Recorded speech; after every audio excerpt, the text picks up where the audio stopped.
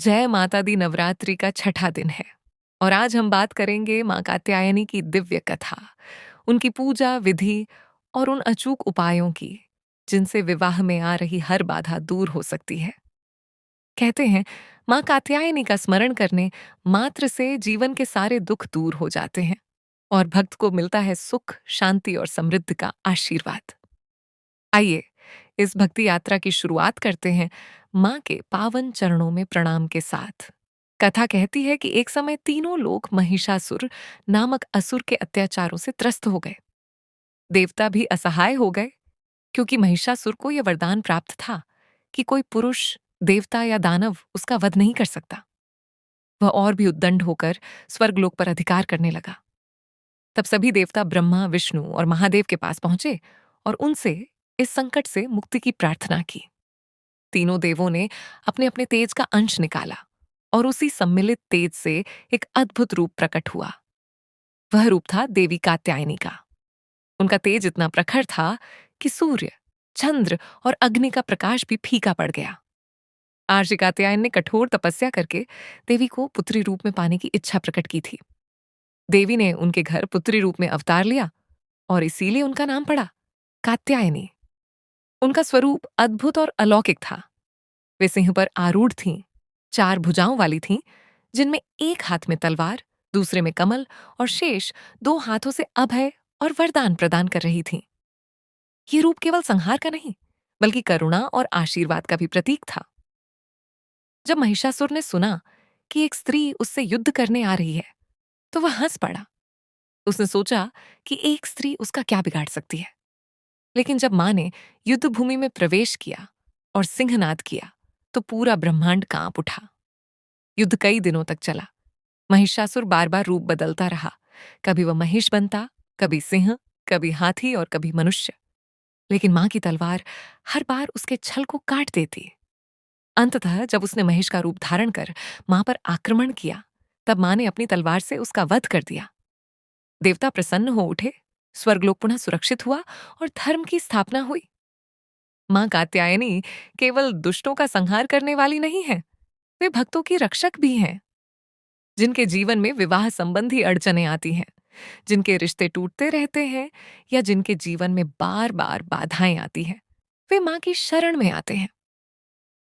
प्राचीन समय से ही यह विश्वास रहा है कि मां कात्यायनी की पूजा करने से विवाह में आ रही हर समस्या समाप्त होती है। वृंदावन की गोपियों का उदाहरण सभी जानते हैं। वे श्री कृष्ण को पति रूप में पाना चाहती थीं। इसके लिए वे प्रतिदिन यमुना तट पर जाती, मिट्टी से मां कात्यायनी की प्रतिमा बनाती और उनकी पूजा करती। उन्होंने अपनी प्रार्थना में कहा, हे मां, हमें श्री कृष्ण पति रूप में प्राप्त हों। उनकी हर श्रद्धा और विश्वास सफल हुआ और उनकी साधना पूर्ण हुई। आज भी नवरात्र के छठे दिन लाखों कन्याएं और परिवार श्रद्धा से मां की पूजा करते हैं। प्रातःकाल स्नान कर शुद्ध वस्त्र धारण किए जाते हैं।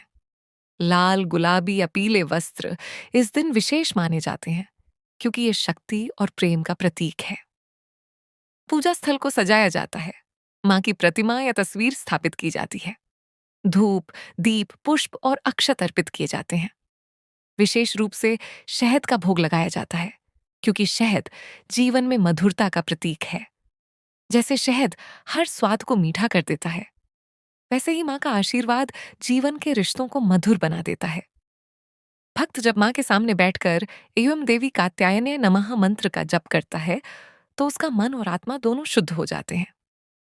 ये मंत्र विवाह में आ रही बाधाओं को दूर करता है, साधक को आत्मबल देता है और जीवन की दिशा को सही मार्ग पर ले जाता है। कहा गया है कि नवरात्रि के 9 दिनों में प्रत्येक देवी के मंत्र का जप विशेष लाभकारी होता है और छठे दिन का मंत्र अधूरी इच्छाओं को पूर्ण करने वाला है। पूजा केवल बाहरी कर्मकांड नहीं है, उसका सार है भाव। बिना भाव के पूजा निष्फल है।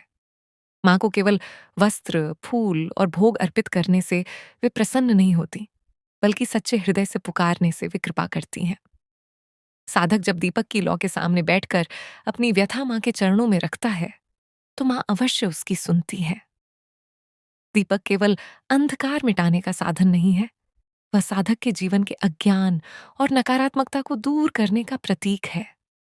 दीपक की लौ जैसे अंधकार को चीर कर प्रकाश फैलाती है, वैसे ही मां की कृपा साधक के जीवन को प्रकाशमान कर देती है। इस दिन उपवास रखने का भी विशेष महत्व है। उपवास केवल भूखे रहने का नाम नहीं है, बल्कि इंद्रियों पर नियंत्रण का अभ्यास है।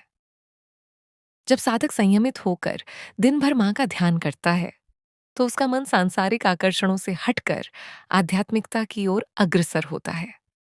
यही कारण है कि छठे दिन का उपवास विवाह में आ रही बाधाओं को दूर करने में सहायक होता है। विवाह की बाधाओं को दूर करने के लिए कुछ अचूक उपाय बताए गए हैं। पहला उपाय है, प्रतिदिन स्नान कर मां की प्रतिमा के सामने दीपक जलाकर 108 बार एयूएम देवी कात्यायन्याय नमः मंत्र का जप करना। दूसरा उपाय है, मां को शहद का भोग अर्पित करना और फिर उसका प्रसाद ग्रहण करना। तीसरा उपाय है, कन्याओं को भोजन कराना और उन्हें वस्त्र, चूड़ियां या उपहार देना। चौथा उपाय है, शुक्रवार की संध्या को मां के सामने घी या तिल के तेल का दीपक जलाकर अपनी मनोकामना मां के चरणों में रखना। पांचवा उपाय है, तुलसी के पौधे के पास बैठकर कात्यायनी महामाय महायोगिन्यधीश्वरी नंदगोप सुतम देवी पतिम में कुरुते नमः इस स्तोत्र का जप करना। ये उपाय केवल क्रियाएं नहीं है, बल्कि मां के साथ आत्मा को जोड़ने के साधन है। जब साधक श्रद्धा और विश्वास से इन उपायों को करता है, तो उसका मन नकारात्मकता से मुक्त होकर सकारात्मकता की ओर बढ़ता है।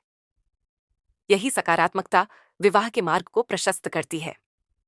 मां कात्यायनी केवल विवाह संबंधी समस्याओं को ही नहीं, बल्कि जीवन की हर बाधा को दूर करती है। वे भक्त को आत्मविश्वास और साहस प्रदान करती हैं।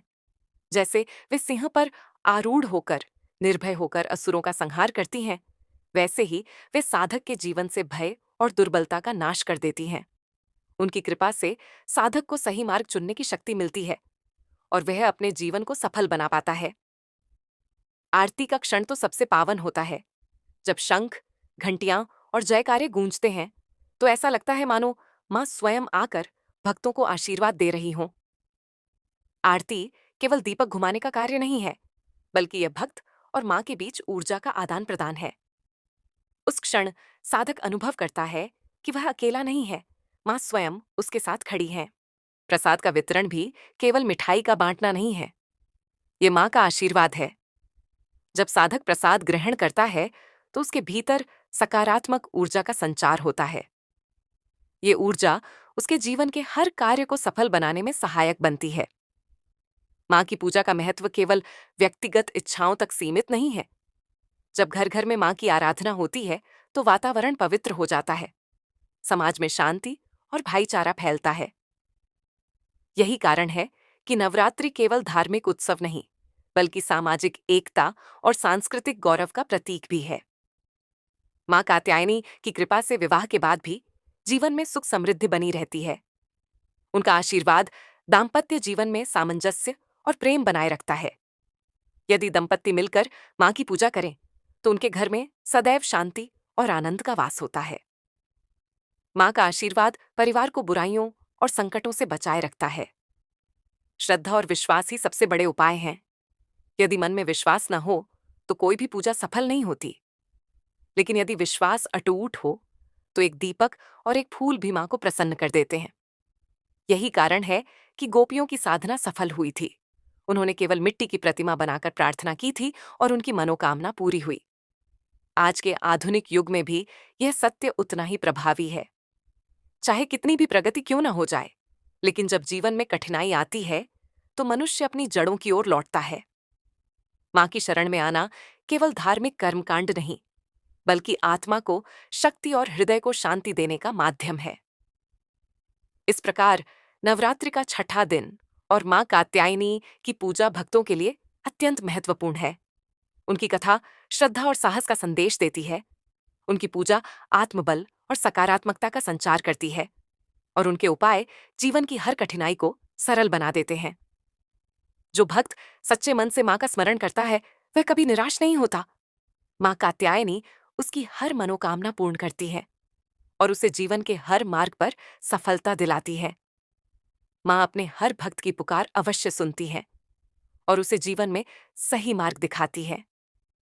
अगर आपके जीवन में भी कोई बाधा है, तो आज ही माँ कात्यायनी के चरणों में समर्पित हो जाइए।